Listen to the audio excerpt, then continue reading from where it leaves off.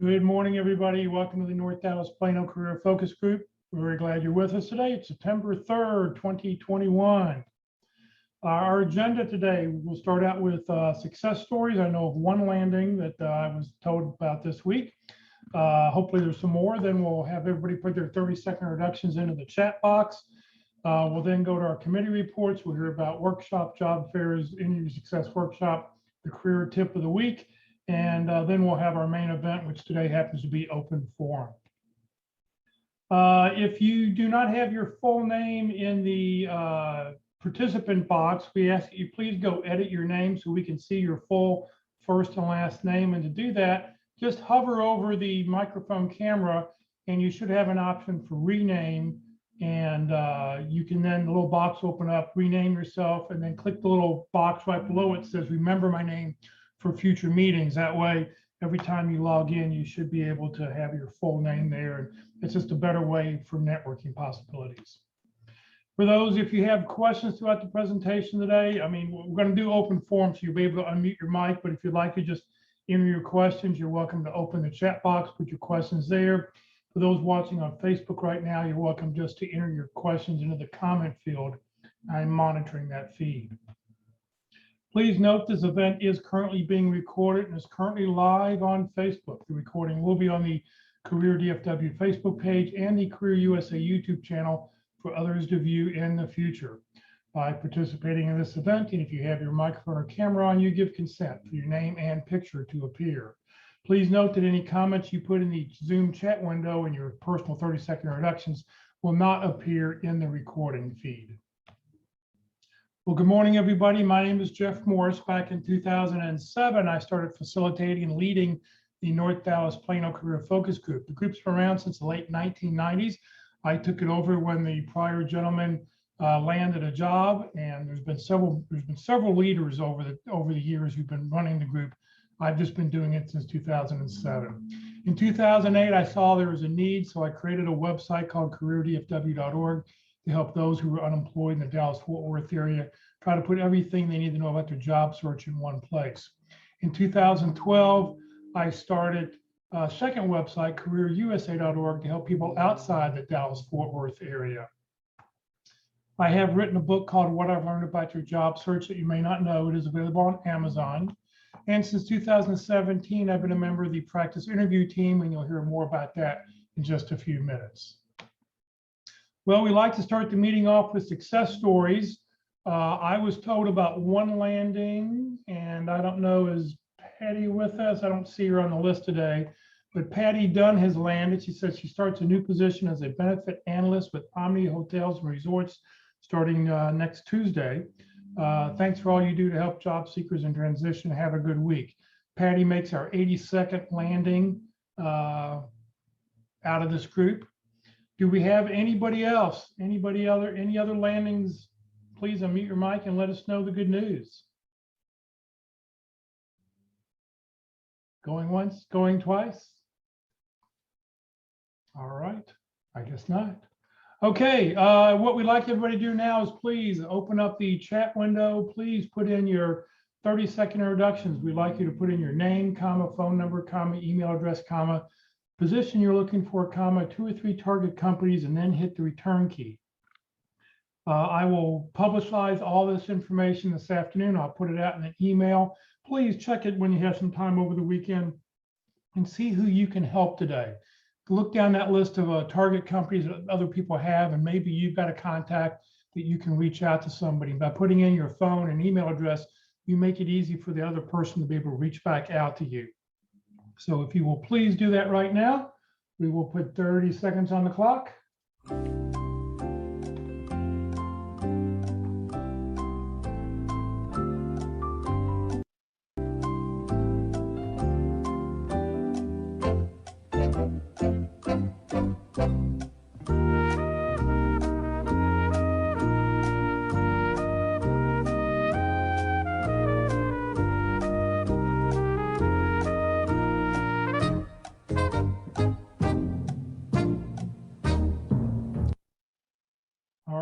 Thanks everybody for putting your information in.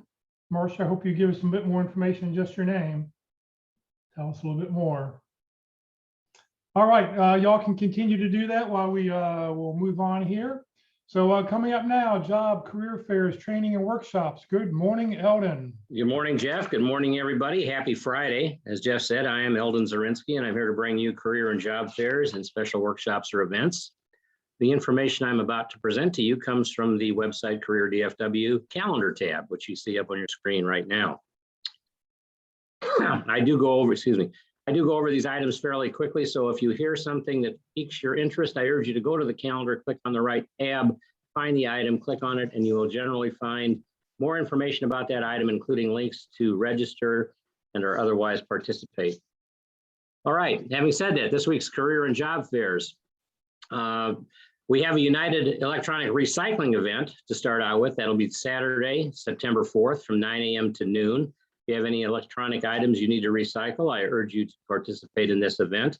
There are fees associated with disposing these items. This is at Christ United Methodist Church at 3101 Coit Road in Plano. The Gaylord Texans September hiring event will be held Wednesday, September 8th from 1 p.m. to 5 p.m. at the Gaylord Texan Resort and Convention Center located at 1501 Gaylord Trail in Grapevine. Again, that's Wednesday, September 8th from 1 p.m. to 5 p.m.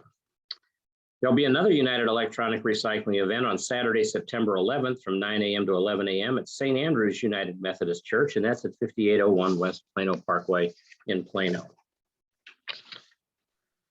This week's special workshops or events. Online, LinkedIn Tuesdays at 1 p.m. Tuesday, September 7th from 1 to 2:30 p.m. Join Locke Alderson, Terry Sullivan, Ruth Lipsky, or Kurt Vondemutter for an online session on LinkedIn and how to use it. There's a Zoom link and there's a Facebook link to participate in that event. Again, online, the Who You Know Career Transition Summit will be held Wednesday, September 8th from 10 a.m. to noon. This is online and there is a registration link for that if you wish to participate. This event is typically hosted by Foster Williams. He's had COVID and I don't know if he's back quite yet, but if you don't know Foster, I would urge you to get to know him. He's a great guy and a wonderful recruiter. Also online, Interviewing Wednesdays at 1 p.m. This workshop is hosted by Mark McDonald, who's the leader of our pit crew, and Walt Glass, who's our interview success workshop coach. This week's session on September 8th from 1 to 2:30 p.m. is session 6 of a 10-part series, Interview Openings, Closings, and Follow-ups. I urge you to attend that. These are very informative sessions. Finally, networking webinar will be held Thursday, September 9th from 1 p.m. to 2:15 p.m. Join Career DFW and CareerUSA.org on the second and fourth Thursdays from 1 to 2:15 p.m. for their networking seminar. They'll have a different speaker each session talking about networking, and there's a Zoom link and a Facebook link to participate in that. And if I didn't mention it before, there's also a Zoom link and a Facebook link to participate on the Interviewing Wednesday session. And that's it for this week. Eldon, thank you very, very much. All right, if you know somebody who just lost their job, they're not sure what to do, please let them know about Career DFW and CareerUSA.org, two websites that are totally free. They're just here to help a job seeker out. So please just let them know about the free resources that Career DFW and CareerUSA offers. All right, it's time to hear from the practice interview team. Good morning, Mark. Hey, good morning, Jeff, and everyone else. So I'm going to tell you a little bit about the pit crew, but first let me say, I always like to attend the open forum sessions because, you know, we get to cover whatever is on your mind, and I always learn a lot myself, even though I've been doing this for quite some time. So I'm Mark McDonald. I started I joined the pit crew in early 2013 and then started leading it in 2014. And that was after I was laid off 3 times over 10 years in the telecommunications equipment industry. So I bring, and those were, you know, difficult times financially. Recessions really is what drove those layoffs. But you know, I managed to find my way back, and all the other people who got laid off with me as well. And so I bring to the pit crew a lot of optimism that you will land as well. And you know, through the pit crew, I discovered, you know, I kind of have a knack for helping people do this. And so let me tell you how you can get on board with practicing your interviews. So what we do is we offer a very customized and personalized interview experience, and it's based on a job description that you provide. So it's not a generic practice interview in any way, shape, or form. It's very focused on the job description that you provide, and of course your resume and background, and any other information you share with us. Like, for instance, it might be a first or a second or a third round. It might, be with the hiring manager. It might be with senior leadership. We can customize the interview experience to match your situation. And we're able to do that because all of my volunteers who give the interviews, the interviewers, have been hiring managers as part of their professional responsibility. And almost all of them are in job transition. So they've walked in your shoes. Some of them are currently walking in your shoes. And so we bring a very empathetic and sympathetic environment to help you improve your interviewing skills. So when you're ready to have your practice interview, all you need to do is send a resume and job description to dallaspitcrew@gmail.com. And I'll go to work setting up your practice interview, which we do on Zoom, and we do any business day of the week, usually in the afternoons, but we're very flexible. We can also do them on Saturday if you have some compelling reason why you can't meet during the week. Then, childcare or part-time job or whatever, we can set some practice interview on the weekend. And it takes a couple of 3 days to get all the logistics set up. So when you send in your resume and your job description, please send in when you're available, plus 2 days and plus 3 days. So if you sent your information in today, because Monday's a holiday, I'd be looking at Tuesday or Wednesday practice interviews. So if you want to send it in today, let me know the times that you're available. Like I said, we can be flexible.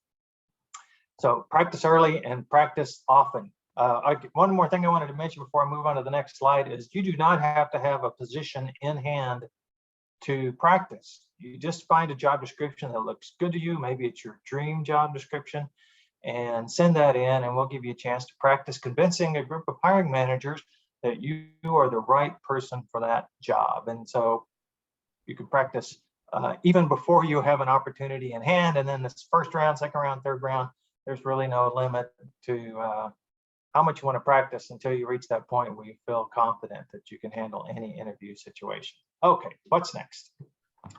I'm going to post into the chat window my contact information. There's the email for the PIT crew and also my LinkedIn profile. So please link in with me, all the people you're linked in with, expand the size of your network, and help you find people inside your target companies, which is a very valuable thing for you.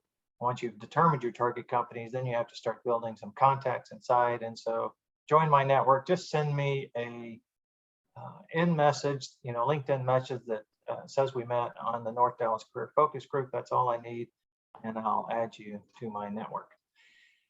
Besides the two-way interviews that I just talked about, the PIT crew also offers a one-way interview, and actually not too many people have been taking advantage of this, but if you're interested, just send an email to dallaspitcrew@gmail.com and say that you'd like to practice a one-way interview.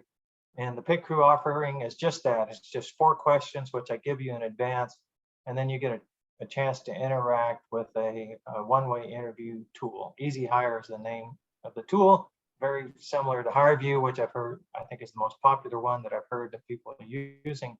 But just send that email and we'll get you set up with a practice. And that's completely confidential. Nobody will see that video except for you or anyone you choose to share with it, but it's totally confidential. So, and then the Interview Wednesdays webinar, Eldon mentioned that's what's coming up. So next week is session 6. So we finished the first 5 sessions. The first 5 sessions are all about preparing to interview.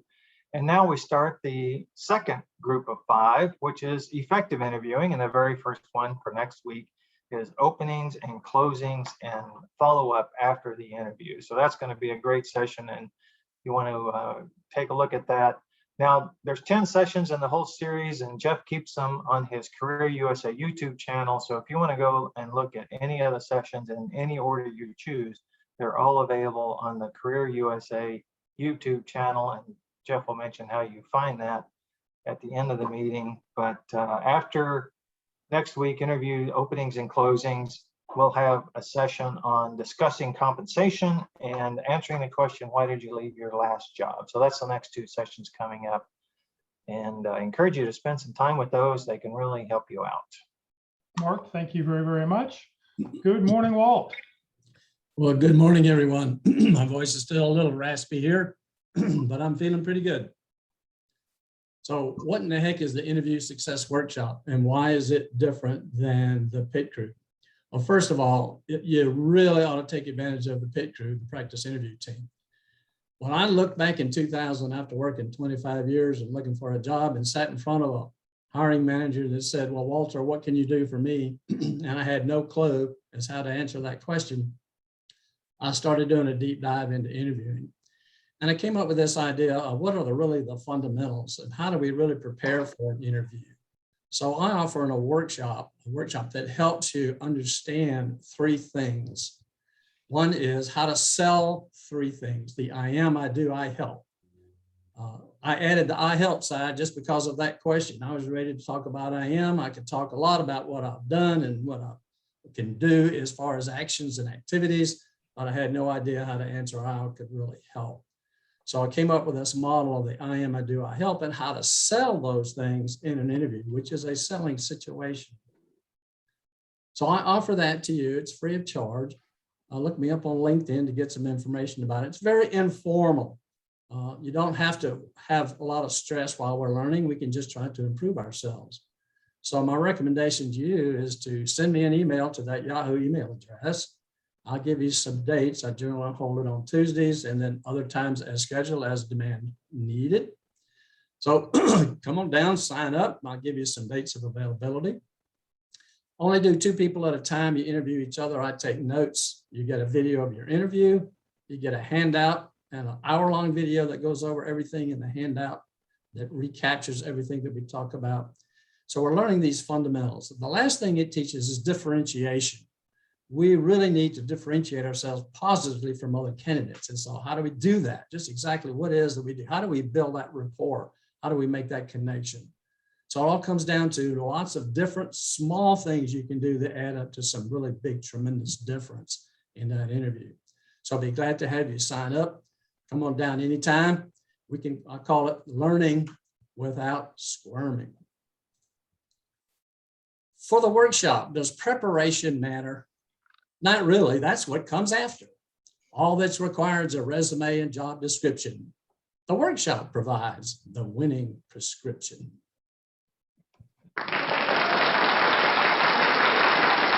Thank you very, very much, Walt. All right, time to hear about our career tip of the week. Kelly had an interview this morning. How dare she schedule an interview during a North Dallas meeting? You know, just priorities, I think, were all wrong, but she had an interview this morning. So Tony, who Kelly started filling in for Tony when Tony was unavailable. So Tony's with us to read this week's career tip of the week. So good morning, Tony. Good morning, Jeff. Good morning, everyone. This week's commentary is titled, "You've Been Approaching Job Interviews Wrong" by Colleen Cook. She writes, "My career path has been more of a winding road than a straight line. I got my bachelor's degree in music education and taught for a few years before some unanticipated changes put me on the path to nonprofit administration, which ultimately led to a career in which I lead a digital marketing agency. When I was in graduate school, I asked one of my supervisors to review my resume and give me some advice. Her words were critical. 'Your resume is confusing. Pick a path.' She was a bit harsh, but accurate. At the time, I was uncertain about which path to pursue, music or administration, and I was trying to keep my options open with a single resume. In short, I wasn't picking a path, and my resume was telling that story. There have been several benefits of having a diverse career path, the greatest of which is perspective. I understand the public and private sector. I've lived experience of the differences in mindset in each, and I can clearly see what each can learn from the other. The skills I've learned in each have carried over and translated to different types of work. Once, a beloved music theory professor pointed out to me that he wasn't surprised that I was good at marketing because his subject had come so easily to me. I asked what they had in common, and he grinned and said, "It's all about finding patterns. That's the skill you excelled in." People often get siloed in careers they are ready to leave, not recognizing how translatable their skills can be. I find myself now in a role where I'm frequently at the helm of hiring new employees for our quickly growing agency. I sift through applications and resumes. I lead interviews and, along with our CEO, make hiring decisions about new employees. Sometimes I'm asked for career advice from friends who find themselves in a similar place where I found myself just a few years ago when I needed to pick a path. Here's what I tell them. Your resume is a one-page story of who you are and what you bring to the table. For the years I was sending out resumes, I was thinking about it all wrong. I was trying to follow the rules. I was trying to be complete, and I was trying to squeeze as much information as humanly possible onto an 8x11 sheet of paper. But a resume is a story, not an encyclopedia. Tailor it to the job you're applying for and show them who you are and what you're capable of doing in that role based on your previous experience. You're not applying for a job. You're offering to do a job. This is your chance to lead with the main points and let your cover letter fill in the gaps. Follow the directions and be truthful. I'm utterly shocked at how frequently candidates don't submit everything we ask for, and how often we see people boast skills or experience they don't have. If you can't do what we ask when you're applying, I doubt you'll take direction well as an employee. When you're tempted to bolster your experience beyond your actual abilities, remember that getting the job is a lot easier than keeping the job when you're unable to do what's asked of you successfully. However, if you're honest about your capabilities, perhaps training is an option for the right candidate, and you'll set everyone up for success. Your interview is about making a connection and determining a mutually good fit. If you've made it to the interview, think of it like meeting a new friend. You're not on trial. You're there to make a connection with the people interviewing you and continue to tell the story you began with your resume. Then your job is to determine whether this company will be a good fit for you. In the same way, you should hope they've reviewed your application materials, do your own homework on the company, and get to know who they are on paper too. Then tailor your questions based on that understanding. Ultimately, before you accept the job offer from this company, you need to determine the following. Does their culture align with your values? Does the job description accurately reflect the actual work you'll be doing? Does the day-to-day nature of the job you're interviewing for match your personal strengths and needs in the workplace? And does their compensation for the job meet your expectations and needs? We spend a tremendous amount of time at work over the course of our lives. When we're looking for work, it can be stressful and fear-filled. And we can give the companies who are hiring all of the power in the interview. But once you have the job, you have to live your daily life in that workplace, doing that job, participating in that culture. If it's not a great fit for you, you'll find yourself starting the job search all over again sooner than you'd like. That's this week's career tip. It's great advice from Ms. Cook. Good luck, everyone, and back to you, Jeff. Tony, thank you very, very much for filling in today. All right, in just a few minutes, we'll do our main event, which is just open forum. Hopefully everybody's got a list of questions about your job search. Otherwise, it'll be a very short meeting. If you don't have any questions to ask, we'll have to come up with some ourselves, I guess. Upcoming sessions I want to talk about. Next Friday, we're going to talk about kingdomality. Where do you fit in the kingdom? If you have not done it, please go out and take the free test at kingdomality.com. You'll be one of 13, I think it's one of 12 or 13 different types of people you can be. This is just sort of a fun way. It's not really strength finders, and it's not Myers-Briggs, but it's sort of a fun way to sort of see where people fit in the kingdom and what people are like. So the thing is totally free. They do not collect any personal information. They do want your name and if you're currently working, but I've taken the test many times over the years and, they've never reached back out to me. They're just collecting for their database to see the type of people that are taking the test. So please go out and take that test because it'll be a big help for you to figure out where you are next week. And then in 2 weeks, our speaker is going to talk about fireproofing your career, how to make sure that once you do land that you make sure that you don't shoot yourself in the foot during the process and stuff. So really good, two really good things coming up for the next couple of weeks. Just a quickie reminder, Career DFW and the North Dallas Plano Career Focus Group are two separate organizations. The North Dallas Plano Career Focus Group are a great bunch of people who get together on Friday mornings. Well, we used to get together on Friday mornings. Now we're doing it here virtually. A bunch of us who at the lunch afterwards. We're just here to help each other. Career DFW is a 501c3 that I happened to start back in 2008. It's a nonprofit organization. The only common thread between the two organizations, Career DFW and the North Dallas Plano CFG, is that I happen to lead both. You're welcome to overthrow me here at the North Dallas group anytime. If you'd like to take over and start doing these sessions and facilitating and scheduling the speakers, you're welcome to do so. Just let me know. But you're not going to get Career DFW out of my hands. That's my baby. Okay, it's time for our main event now. We're going to have open forum. I'm going to turn off I'm going to stop sharing so we can see everybody who's out there. So you're welcome just to unmute your mic and ask your question.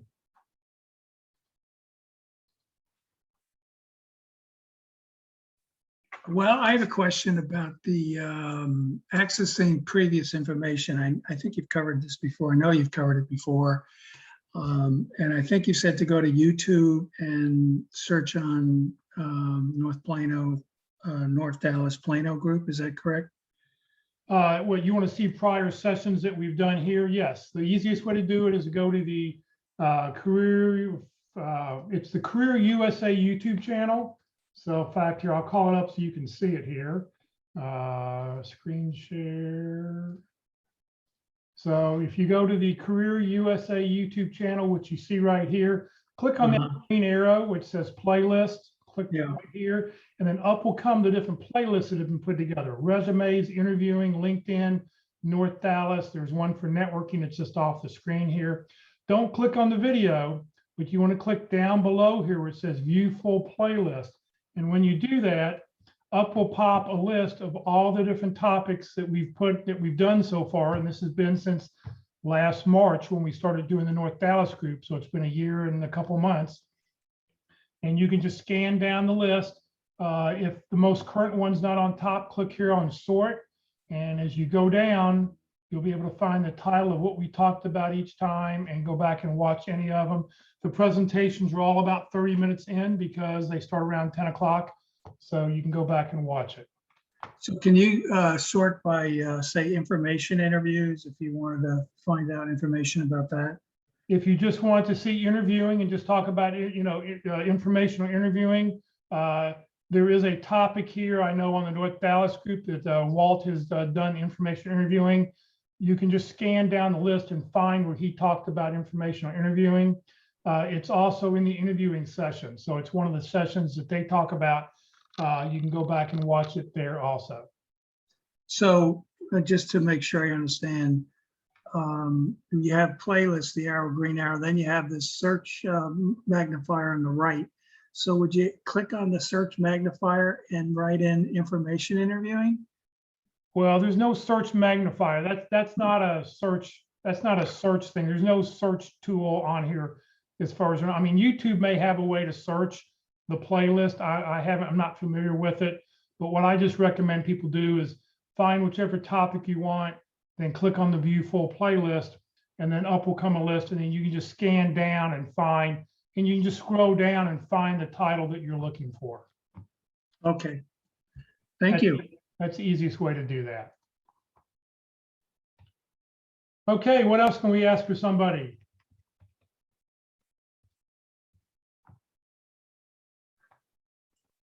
Hi, Jeff. It's Bonnie. How are you? Hi, Bonnie.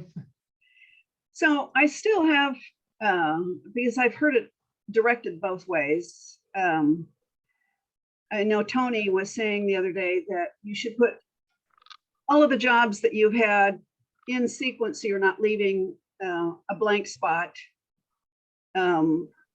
between jobs if you've done something else. And my question is, how does it confuse, or what, the reason for my omitting, when I've been out of work, I've filled in with retail jobs. So like I go to a store, clothing store usually, and like Eddie Bauer, and I've worked at Eddie Bauer. But it isn't the job, it was just a bridge job.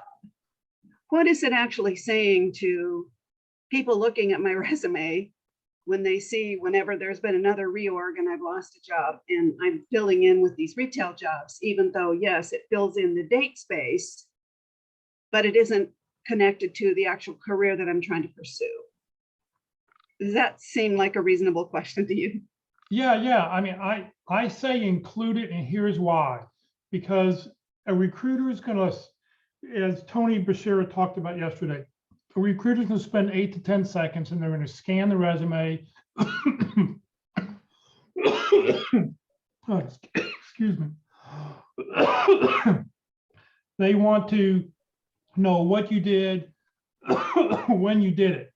And they're going to look down, they're going to look down the right side of the page and sort of see, do the dates, are they really sort of in chronological order? Is there anything missing?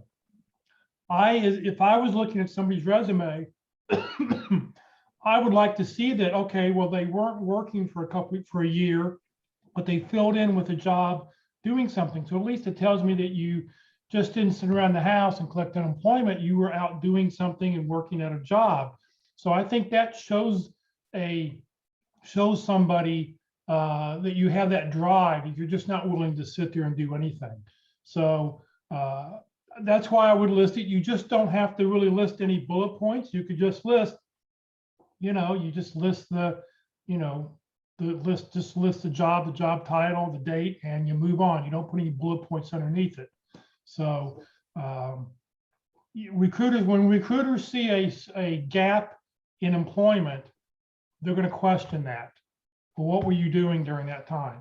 And you're telling them what you did during that time. So, I don't think there's anything wrong with that. Okay, so if I understand you correctly, I don't have to quantify and say I was the top sales leader at Eddie Bauer or anything like that. I can just list it as I was there as a sales associate, and these are the dates, unless of course I was a sales leader. Well, right, but unless you're looking for a job in sales. If you're looking for a job in sales, you want to put that you were the sales leader. But if you're looking for something in marketing or whatever else, no, you just want to show it was a fill-in job. It just offers that consistency for recruiters. Thank you. My frustration in the past has been that whenever I list something that's sales, everybody out there who's recruiting for sales, they don't care if it's a career choice or whatever. Boy, you did it. We're all over you like stink on a road apple, and you've got to be our candidate. So I'm just curious. I don't know, and I'd be interested to know what Mark and Walt think. But even if you put down, you sales, you could just say in parentheses right next to it, bridge job, just to let people know that this isn't really what you want to do. You were just doing something, so you weren't sitting at home. Okay, that makes sense. Thank you. Anybody else have any comments about that? You're welcome to. This isn't just the Jeff show. So if anybody else wants to talk about how they've handled that, please let's hear that. I think like most things, it's just subjective and dependent on the recruiter or person you're going to talk to. I mean, I tried to have a networking conversation to someone that I was referred to in a sector that I'm interested in. And I looked this individual up on LinkedIn, and their tenure had been 11 months here, 9 months there, a year unaccounted for. And they had landed a high level position. So I just think that you have to do these things, but know that they're not necessarily going to be the end all be all that you want them to be, because there's an exception to every thought. No offense, Jeff. Yeah, there's no right or wrong way to do things. Listen, you ask 10 people for their opinion on resumes, you're gonna get 15 different answers. And what I would want to see in a resume, what Rex Sayat, what Tony Bashir talk about, each one's a little bit different. And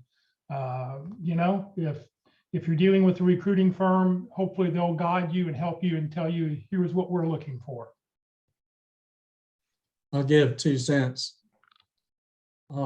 Just for the matter of consistency and the fact that LinkedIn requires you to put start, stop dates on your positions, I would include them on your resume so that they're both the same.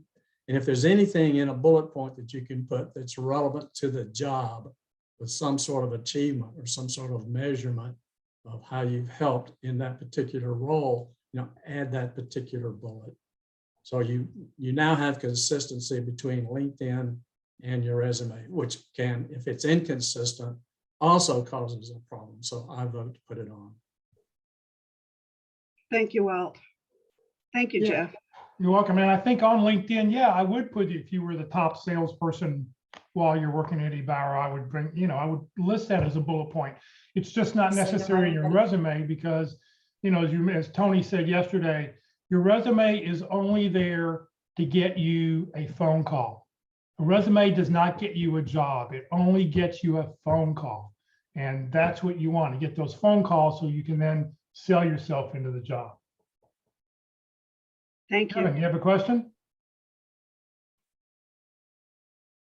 I was, if anybody knows anything about Fidelity and these 9,000 jobs they say for by.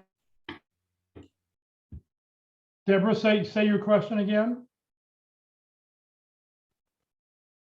I was wondering if anybody knows anything about Fidelity and the 9,000 jobs that's in the news that they're hiring for by the end of the year. Yeah, I saw something in the newspaper about that, and that was it, that they're hiring up in South Lake, and they're hiring at the regional, all the regional offices around, one in Plano, one in North Dallas. I had attempted to get into Fidelity's rehire program for their September cohort, and I hadn't been out of work long enough. Seems to me like it's been long enough, but that's neither here nor there. But there's a program called Reach Hire that helps people re-career, and their next cohort is for a company called Lionbridge, and I can't quite figure out what they do. Has anybody heard of them?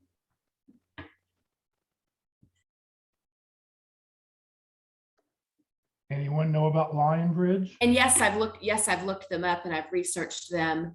And I was thinking about applying straight as a gap job because you can do it remote. It seems to be, AI for foreign languages, but I don't think I have that right. Does anybody know anything about them?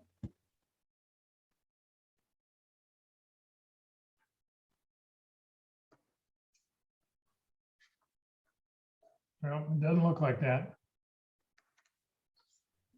Okay. Sorry, can't help you on there. So how else can we help somebody? What else can we talk about?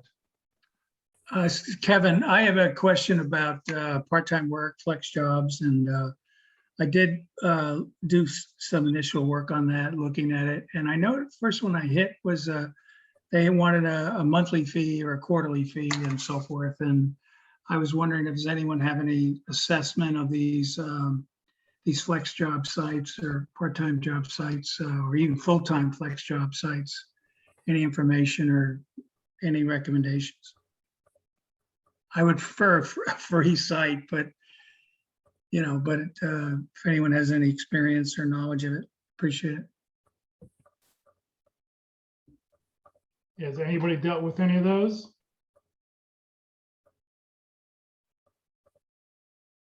I think you just need to be careful. I know my daughter works for, I think the company's called Upworks, which is contract work where you go and you submit a bid for companies for contract and stuff. And I know that they're, I mean, the way they coordinate, I mean, it's just not the company who's hiring you. You also sort of have to pay to play or pay to be part of the program, but I haven't really seen all the details of it yet. Well, maybe there's someone knows of someone that deals with this sort of subject area that could give a talk on it sometime. I'll do some research on that. Good topic. Yeah. Thank you, Jeff. Diane put in the comment, if it costs you money, don't do it. I mean, you got to think there's enough part-time jobs out there, especially, I mean, you read about retail, you read about, those kinds that there's plenty of jobs, people are looking, everybody's looking, you're moving into the fall season, that it's going to be, that they're looking. I mean, I know there was an article in the paper, in the Dallas paper, about how a restaurant has changed out.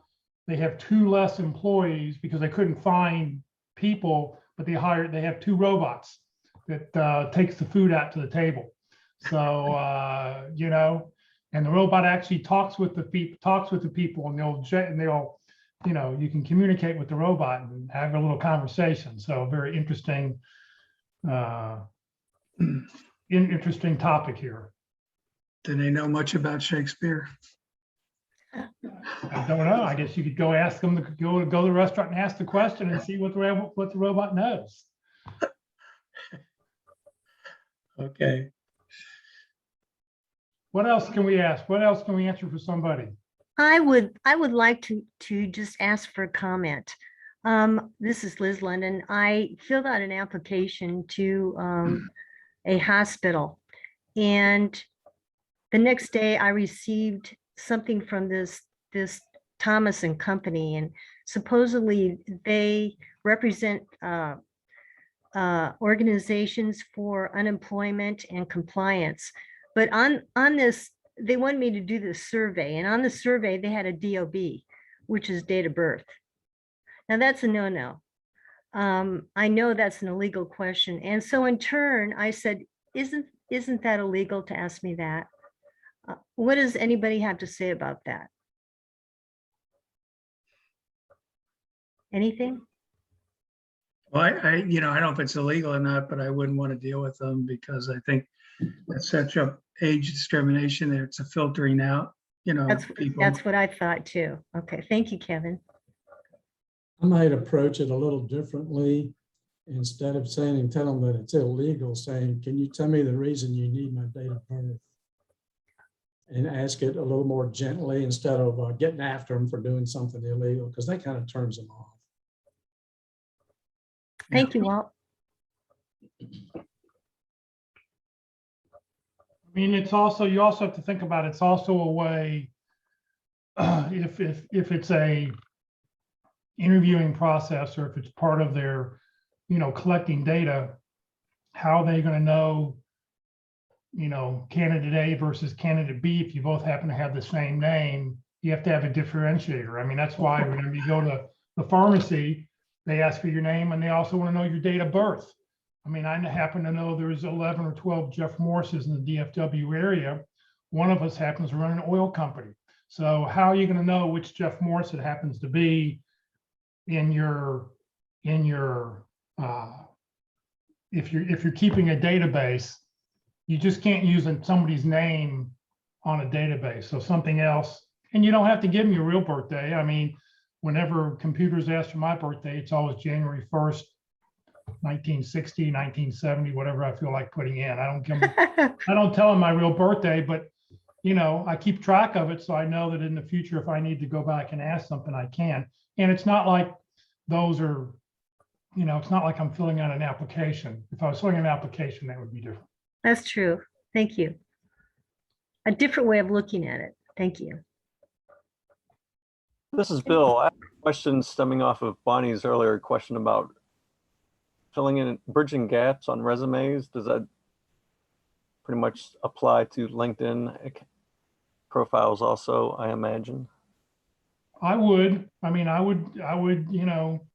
your resume doesn't tell everything you've ever done. LinkedIn profile can say as much about you as you want to tell people. And I think it's worth putting in there, if you've had bridge jobs or, jobs. I mean, what I started out doing when I first graduated college is not what I'm doing now. I never studied to be in careers or to do any of this kind of counseling or any of this kind of stuff. I mean, this is something that just sort of changed. So I think that, what you've done in the past and what you're doing in the future, you want to show the consistency of, you need to show the dates. You need to be able to show that you've been doing something. Mark, jump in there. Yeah, so Bonnie asked this question, which we didn't really answer, but she says, what does it say about you? What does your resume say about you if there's some odd thing like, working retail when you're an accountant? So here's what it says about you. It says you're resourceful, you have a bias for action, you have skills beyond your career choice, and you're serious about meeting your obligations, responsibilities, and duties. You're a I great like that, interviewer. Mark. I really like that, Mark. Thank you. Yeah. You can put that in the chat window. Type that up and put that in the chat window, please. You gave me a homework assignment. Okay, I'll do that. I think I met with someone, he's here on the call, that recommended that I put together an alternative resume, a functional resume. So it's not really chronological, so forth. And, you may organize it by year, and then on the bottom, you show the companies. That's another way of presenting yourself.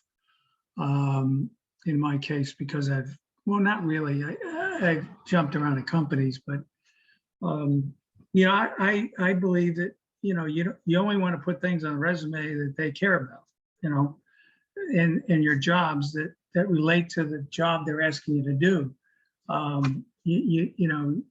It just distracts them from, you're the right fit. You're really this, not this. When I interviewed at Google several years ago, I had 3 interviewers, and they all said I could do another job better. And the hiring manager thought I would be great at the job I was interviewing for, but it was crazy. So anyway, just a comment. I would say that 95% of functional resumes get thrown out. As soon as they see a functional resume, people go, what are they hiding? And they throw it out. Recruiters want to see a chronological resume. Tony says every time he gets a Tony Bashira from yesterday said that every time he gets a functional resume, it goes right in the trash, because companies don't want to see that. He may get them, he may go, okay, I understand what you're doing, what you're trying to do. But when he sends it to a company to say, oh, here's a good employee, the company's going to say, I want to see a chronological resume. So it's very rare to use very, very rare to use it used to work. I think it worked years ago. It doesn't work anymore.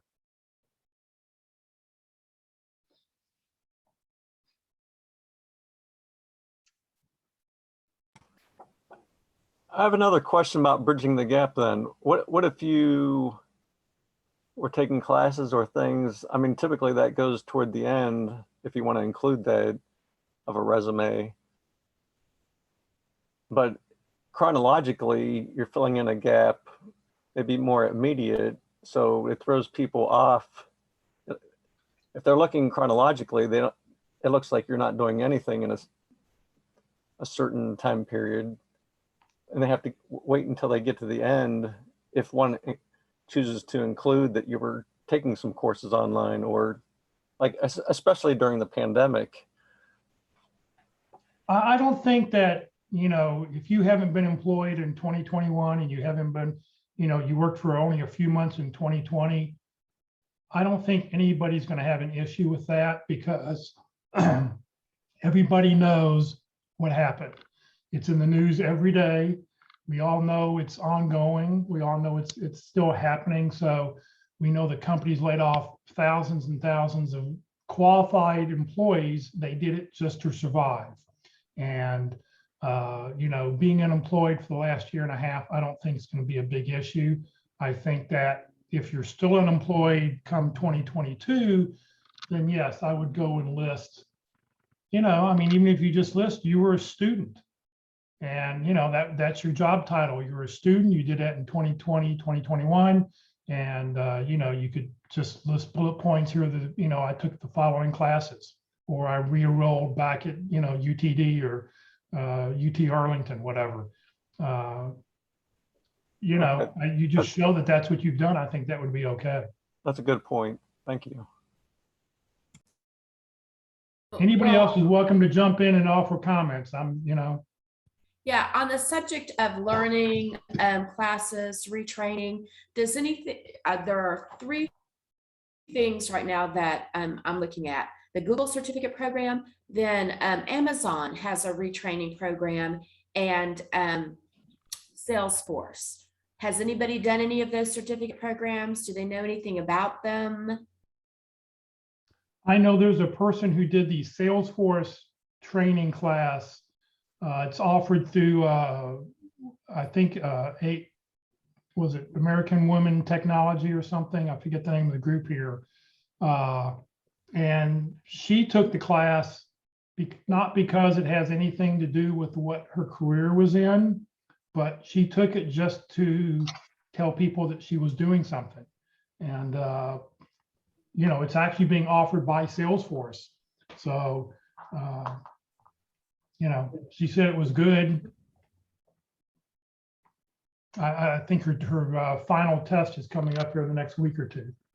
I can put you in contact with her if you'd like to find out more. That would be great. I would like to, yes. I interviewed for a position this week, and it's a public-private partnership, and usually, or old school nonprofits use Blackbaud, but my attention perked when this individual said they do all of their reporting and their grants administration through Salesforce. Because several months ago, I tried to get a contract position or figure out what a contract position was between Salesforce and Oracle doing grants administration, and the hourly rate was really good. So there seems that if you understand Salesforce, there are a number of different ways you can go with that if you're a little, you know, willing to look outside the box.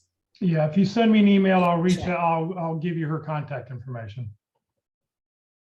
Thank you. I appreciate that. Then if I can ask one more question along the lines of learning, there are a couple of certificate programs that I really, really want to take that I think would really help me. You know, I have a marketing background, but they're more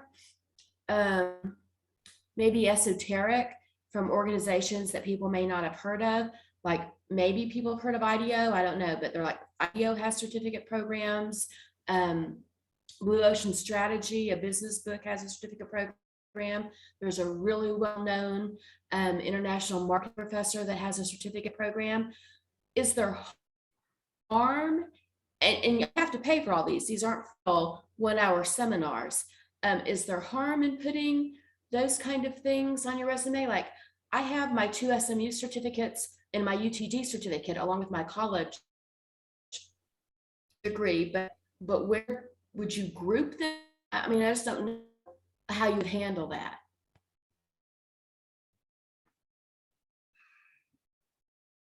Comments? Well, I would suggest, you know, your resume is targeted at a specific job opportunity, right? When you submit it.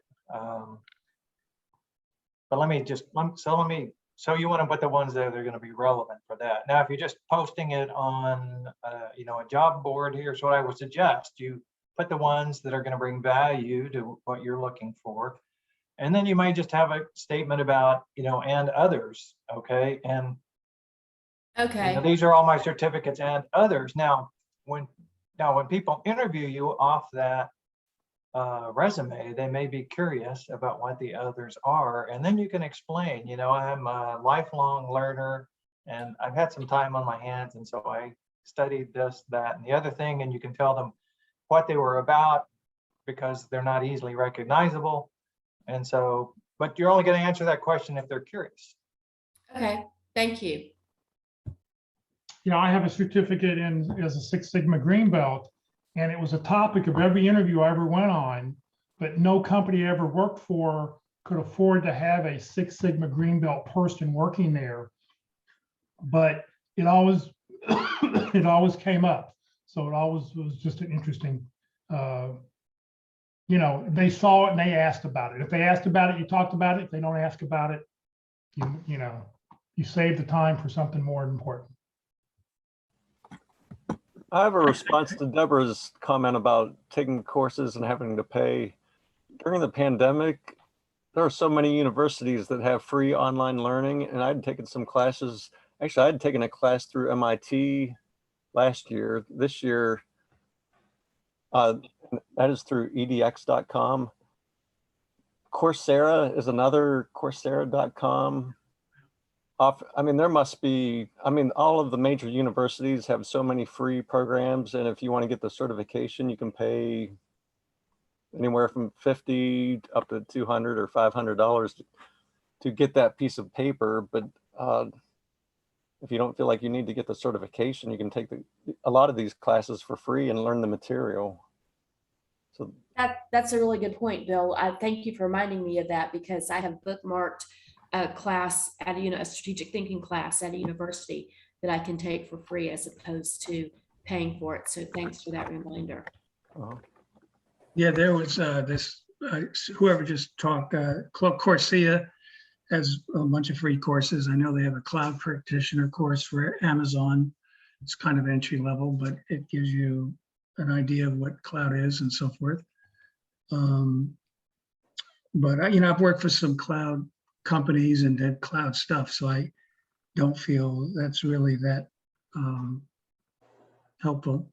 But I think it's a big investment if you have to pay for it, and if it's not a money investment, it's a time investment. And what's your purpose of doing it? Is it to get a job? I think it'd be, unless you really feel it's going to be helpful and you've got inside information that they're really looking for people with this course, I would spend the time information interviewing and looking for work. But if you got the time in your hands, fine. Hey, Jeff, this is Russ. Yes, Russ. Just another place for like free learning, because I've been out for a while, like it's going to be like 2 years next month, and most of it's because of medical reasons and stuff, and that's all behind me as of last month. So now I'm starting to gear up. But even during the time I was out, like if you're in Plano, I found out if you go on their website, they have all this huge learning resource. It's called Lynda. I think right now it's an old name, lynda.com, but I think they're changing it to In-Linked Learning. And like, I just like to keep learning and know things, but since I've been out, I wanted to start brushing up like on my Excel and pivot table skills. Like I was just out there the other day, and all you need is be as a member of the Plano Library, have your library card, and you put your number in and you get access to this thing. But I went in just looking for Excel, and something like 6,000 different types of courses came up just for that. It's huge. I mean, so I'm sure they've got tons of stuff in there. Right. Anybody who's got a public library card, I have mine in the city of Dallas, and the city of Dallas offers lynda.com. Lynda.com several years ago was bought by LinkedIn, and that's why it's called LinkedIn Learning. LinkedIn was bought by Microsoft, so they're now the parent company. But yes, lynda.com is the same as LinkedIn Learning. Lots of libraries offer it. If not, maybe your library has a corresponding an agreement with a reciprocal agreement with a different library that would offer it. So, just it's great resources. It's a great resource. If you have the premium account of LinkedIn, you can get LinkedIn Learning through that premium account of LinkedIn. But if you're paying for the free account, it's not accessible. But if you have a library card, that's the way, library, it's amazing what free resources are out there at your public library.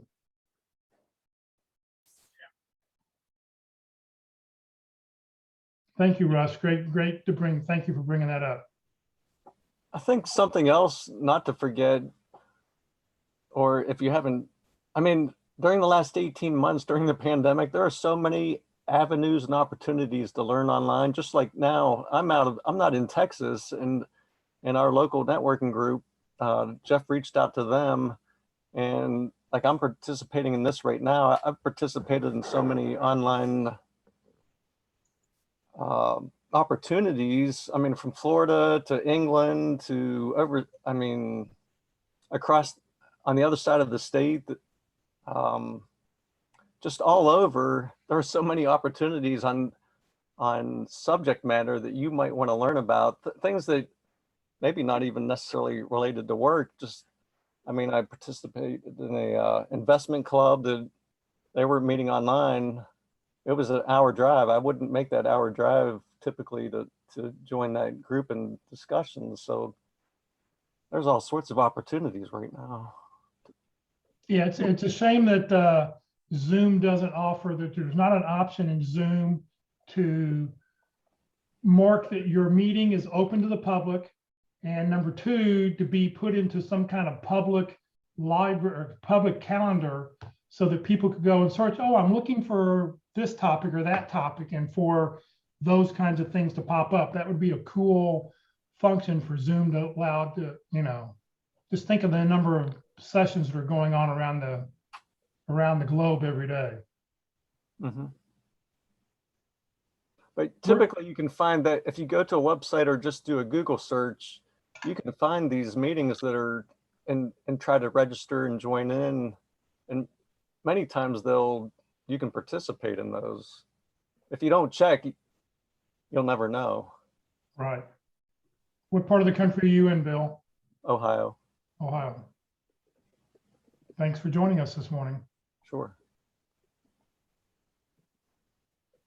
What else can we solve? What other big questions can we solve for somebody?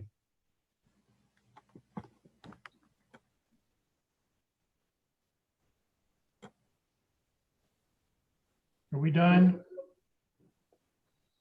Maybe next month, I'm going to have to make everybody to get into the session have to submit a question. So at least I have a list of 20 questions or 30 questions before we get started. So I can ask anything anybody wants to talk about? Mark, did you raise your hand? I did. So while you guys are thinking of questions, I'd like to make some comments about the career tip of the week today. Okay. And so kind of one of the first things was the resume was non-specific. Okay, it was more complete than focused, and so I want to reinforce that. It's a very common misconception in the PIC crew that being a generalist, having a broad experience, willing to do just about anything is going to aid your job search. So, sort of like casting a broad net, right? If I cast my net really wide, I'm going to catch a fish. And it's just not true. It's just absolutely not true. You're, a master of none of those things. Okay. So your resume needs to be highly focused on one specific area. Now, that's not to say you can't have more than one resume. Okay. But, the one that you're looking for accounting jobs needs to be focused on your accounting experience.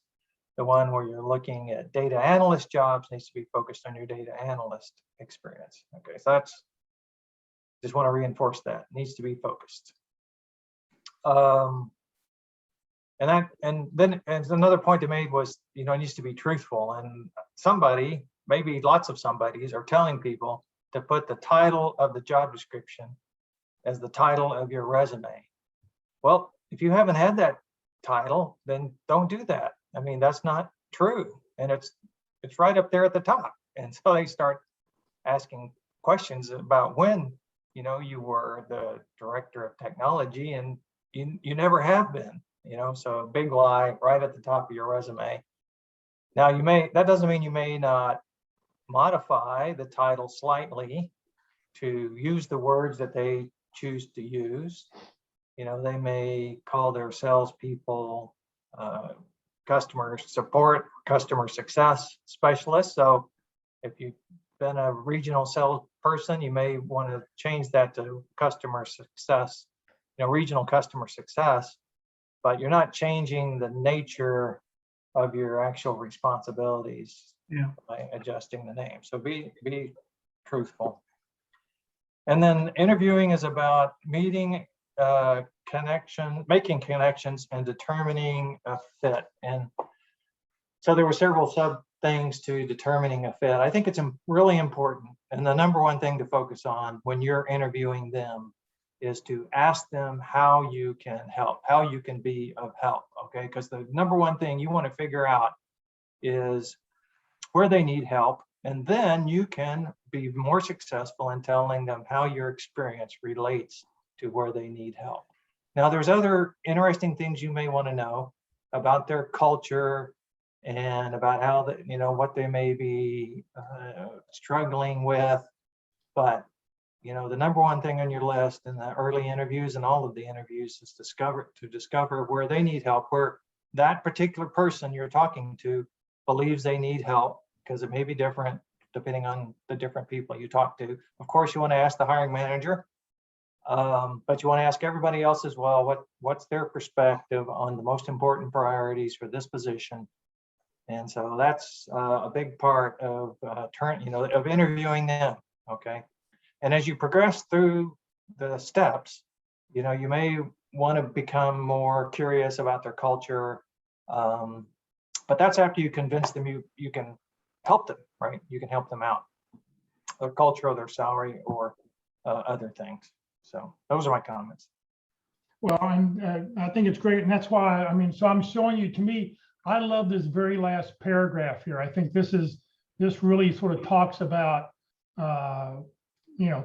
what's going on here. For the years I was sending out resumes, I was thinking about it all wrong. I was trying to follow the rules to squeeze as much information into an 8.5 by 11 sheet of paper. But a resume is a story, not an encyclopedia. I love the way she termed this, that you want to tailor it to the job you're applying for, show them who you are and what you're doing and what you're capable of doing based on your previous experience. And I like this last line right here where she talks about, you're not applying for a job, you're offering to do a job. This is your chance to lead with the main points and let your cover letter fill in the gaps. I don't know how many people read a cover letter, but if your resume is really good, it may get people to be able to do that. So I like the way she termed that, because you're not offering to do a job, you're not applying for the job, you're offering to do a job. I really like that, try to remember that comment. I'd like to bring my bias in about these courses. I've done them before. I've got several degrees. I think I like certifications unless the company hires you and puts you through it for a specific reason. Because I think finding a job is an inside job. It's not an outside job, taking courses and doing all this external stuff. I really have to meet with people that work at the company or know someone that works at the company and find out what they need. What are they having trouble finding? What are the problems that are coming up? And really tailor my focus into them for what they're really looking for. That's inside. That's not outside, taking all these courses and stuff. I don't want to discourage anyone from doing it, but I won't do it. I've done it before, and I don't think it produced a lot of results. They're really looking for experience. They're not looking for a certification. You know how some of these certification programs are. They're not very good. Anyway, just my little comment. I think really focusing on my resume, on what they're really looking for and need, and every job that I've had, talk about something that relates to what they really need. That's going to get me the job and interview. That's my opinion. I don't think I'm disagreeing with Mark at all. It's just saying in different words. And I really appreciate Mark and Jeff and Walt. These guys have really been terrific. I don't know where they come from, I guess heaven, but it's amazing. This group is amazing. And thank you for letting me be here. Rosanna put a comment in the chat window saying, just a comment, for job search, everyone needs to take a look at large organizations for remote work. There are multiple remote opportunities now that never existed before, and that's very, very true. A lot of companies, I mean, they never thought about doing remote. They never thought it would work, and now they see it does work. So just because a company is not based in your city or not in your local area, you know, you could get a job for a company in Chicago or, you know, in Bismarck, North Dakota, and not ever have to go there, thank goodness. So. Yeah, I want to say one more thing. You know, I'm looking to move. I'm in Florida. I like it, but it's not really lined up with what my experience is. So my target is like Dallas or say North Carolina. I don't know what I was going to say. I forgot. But I don't know. I guess we'll have to wait another week. Okay. Think about it, write it down on a pad of paper. It's one of those junior moments. Junior moments. What else can we answer for somebody? What other questions do we have that we can ask? Kevin, why is that? Is that because the industry you're seeking is more based in the Texas area? Yes, yeah. Florida is basically hospitality and real estate, and then it has sprinklings of, you know, high tech software and thing. And then what they do is very low level. It's nothing, you know, great. So anyway. So if you do a search across the U.S., the 50% of the jobs occur in Texas. I would think the whole East Coast would be loaded with all sorts of. Well, there's other considerations that filter out, you know, like Manhattan, because I don't know if I could deal with that. Oh, okay. All right. I'm from New York, but I don't think I could deal with it. I could deal with Buffalo, but not, there's certain other things, you know, and I care about the geopolitical thing too. So anyway, does that answer your question? Yes, thanks. If you come to Texas, Kevin, bring 2 trees. Hey, well, I'll bring 4. I'll double that. I'll raise you. If I come, I will bring some trees. And we'll have to talk about the size and species you want, but I left some Chinese, when I lived in Carrollton, Texas, and I had a home, nice home. And I put some out in the parkway. I put 2, I think Chinese something. I don't know what they were. A year after I left, the new owners chopped them in half. I mean, this is unbelievable. So anyway, but I know there's other Texans like Walt that appreciate trees, and I will do my best to get something in there for you guys. Lenora says, Kevin, take a look at Accenture. They may have some similar roles. Okay, well, thank you very much for that. Oh, the other thing I'd mentioned, you know, is on my role, Microsoft. I had been interviewed with Microsoft this a few years ago up in Redmond. They flew me up there actually, and I didn't get the job for different reasons. But a lot of these companies, especially like in Redmond, they work closely with these temp agencies, and they'll do a lot of contract work. Microsoft still does a lot of contract work. So that's the other way to get into some of these companies is to go in as a contractor, and they may not be very high paying, but they get you the exposure and you can do your thing when you're there. So that's another possibility. Does there anyone have any information on contract agencies in Dallas that work, with professional people? And I do not want to find a place that does landscaping. Well, actually, I was just contacted by a lady from Kelly Services in Houston for a job for a company that's hiring in Arizona and Ohio. Like they hired 100 people out in Arizona so far. And this was for a contracted position in Ohio. So, I mean, the larger recruiting agencies are going to should have contract work, I would think. Okay, thank you.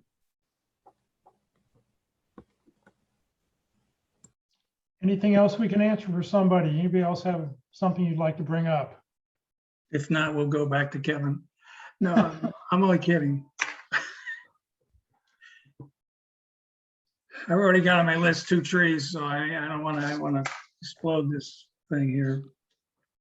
Anybody guess else? This brings up a good, I guess, segue to contracting in general. I've never contracted, and like I said, this person from Kelly Services reached out to me regarding a contracted position.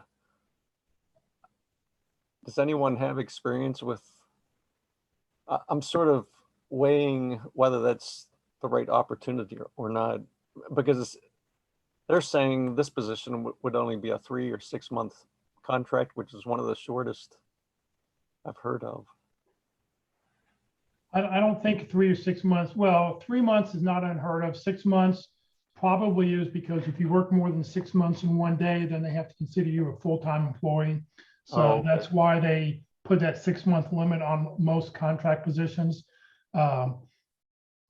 You know, I think the difference is, are you a 1099 or a W-2 employee? Are you a W-2 employee through Kelly Services, or are you a 1099 through the company at the end? And that'll make a big difference on payroll taxes and dealing with those kinds of things. So, you know, and what do you charge? I mean, if you take your annual salary, what you were making divided by, was it 22,080 hours, I guess, is the number of working hours over a 50-week period. And you come up with your hourly rate of what you were making. So if you're contracting, you probably need to make 30 to 40% more than that to equal what you were making before. So because of payroll taxes, vacation time, health insurance, all those other things. So it really depends on, a lot of contracts, some contracting companies, they handle the taxes. They offer you the ability to buy health insurance through that contracting company. So you really got to just ask for a lot more detail and find out about it. Anybody else out there do some contracting you want to talk about? Thanks, Jeff, for that feedback. Well, I was hired by Adecco. This is 20 years ago. And I was working for a company called Novell. And for a couple of months I did it. And I was hired to figure out what to do with this Asian subsidiary. And I finished the work and they hired me permanently after about 2 or 3 months. It worked out, and it was a W-2 and I had benefits and all that through Adecco. They're still around. This is Tony. I'll jump in on that conversation as well. I've done some short-term contract gigs and I really enjoyed it at this point in my career. You meet a lot of new people, you do something interesting, you contribute, and then it's okay, well, I wish you the best. But it was a lot of fun. In my experience, it started out very short-term, and then, well, can you do this? Can you do this? Can you do this for us? So Yeah. It was a very pleasant experience. Yeah, when they find out that you can do things and you get results, boy, the word spreads, and then all of a sudden you're being hit up for doing something else. So it's a great opportunity, and it's a kind of less risk for them to hire you right away. In contracting, to me, really isn't much different than the 90-day probation period that you just sort of offered. You were 90 days probation, you didn't have benefits, you didn't have anything for the first 90 days. We see how you're going to be. It's the same as being, I don't really know why companies have pulled away from that and now are calling it contracting, but hire is a 90-day contract. I guess they figure it's easier to cut ties with you. Yep. Let's face it, we're all contractors these days. It's just a matter of who pays our insurance. Charles says, are there any legal issues being a 1099?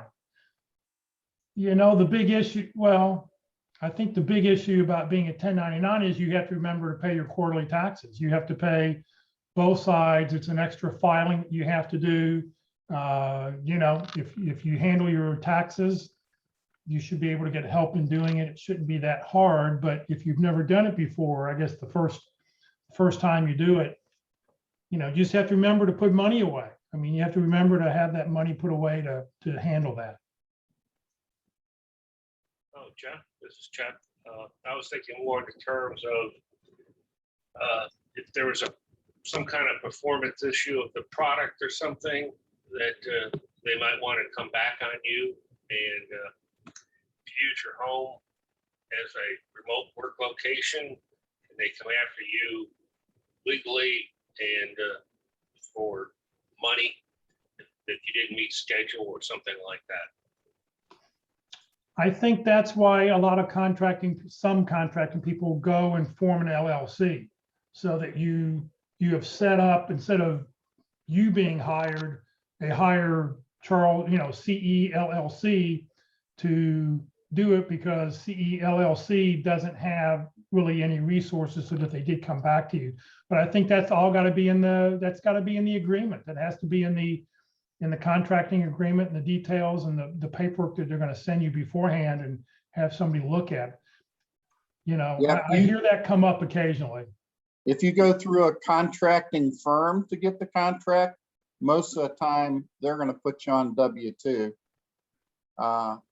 But like for me, I'm a CPA. If I go help somebody do financial statements, there's no question I have to be a W-2 to do that, because otherwise I have all kind of exposure on my license and those kinds of things. So, it depends on the circumstances.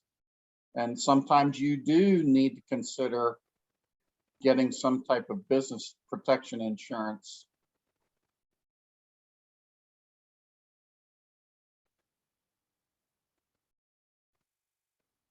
Errors and emissions insurance is what they're talking about. Has anybody out there formed an LLC? If you're doing contract work, you should, for sure. Yeah, some companies want you or will require you to, they call it corp to corp, corporation to corporation, so they don't want to deal with individuals.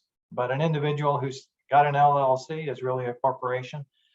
And then you'll have a contract, and that contract will spell out who's liable for errors and omissions. And in some cases, the companies will assume that liability. It'll be in the contract. They'll add you to their policy. But in other cases, it's going to be your responsibility. And so you just got to discover that. Keep in mind that there are some tricks, and once you become an LLC, you need to pick your form of business. So you can be a single member LLC reporting on a Schedule C, you can be an S Corp, you can be a C Corp, but just filing the LLC isn't where it ends. You have an additional choice you have to make. With the IRS, yes. Yeah.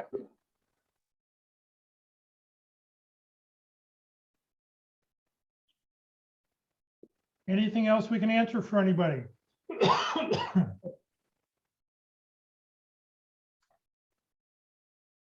Are we done?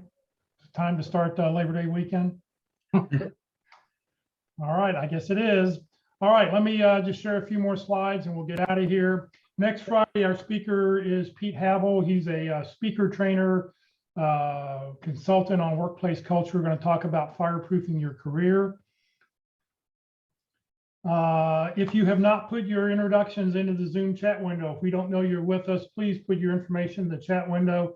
That way I'll get all that information out to everybody here in a couple hours, along with the roster for today. And if you want to be counted, if you want us to count you as, being able to use this as a something for the workforce office as a networking event, please make sure your contact information is in the chat window. Career to FW and Career USA, we're putting on training 4 days a week. Next Tuesday, excuse me, Kurt Vondermatter will be with us about how to use LinkedIn from a recruiter's eye. Kurt spends around $20,000 a year on the full-blown recruiting package, and he is going to show us the recruiting package, so you'll get to see what he looks for when he is looking for you. So And you'll be really shocked to see how few people put their contact information in there and really do, make it easy for him. It's really pretty amazing to see. So join us next Tuesday at 1 o'clock. Next Wednesday at 1 o'clock, Interviewing Wednesdays, as we've mentioned before, we're moving into the sessions 6 through 10 are all about the actual interview. So interview openings, closings, and follow-up is one of the things Tony Bashir talked about yesterday, about getting that strong start. And when you have that interview, you want to have that really strong start. So a good interview opening is very, very important. And then how to close out the interview is also very important. Next Thursday, we're on the second Thursday of the month. So we'll be talking about networking. Michael Goldberg is a former boxer. He may still box just for fun of it now, but knockout approaches, excuse me, knockout approaches to networking. So please join us next Thursday at 1 o'clock. Michael will be our 22nd different speaker talking about networking. This session has been recorded. It will be on the Career FW Facebook page and the Career USA YouTube channel. Please follow us on Facebook. Please subscribe to our YouTube channel. We really appreciate it. On the Career USA YouTube channel, as I showed before, be sure to click on playlist, and then at the very bottom, pick whatever topic you want. Don't click on the video, but click down below where it says view full playlist, and then up will come a list of all the different events. Newest one should be at the top, and you can go and select whichever one, select whatever topic or title you want to go view and see. So thank you for joining us today. Have a safe and happy Labor Day weekend. I guess it's hot dogs, apple pie, and ice cream. So have a great weekend, and we'll see everybody next week. All right, Jeff. Take it easy.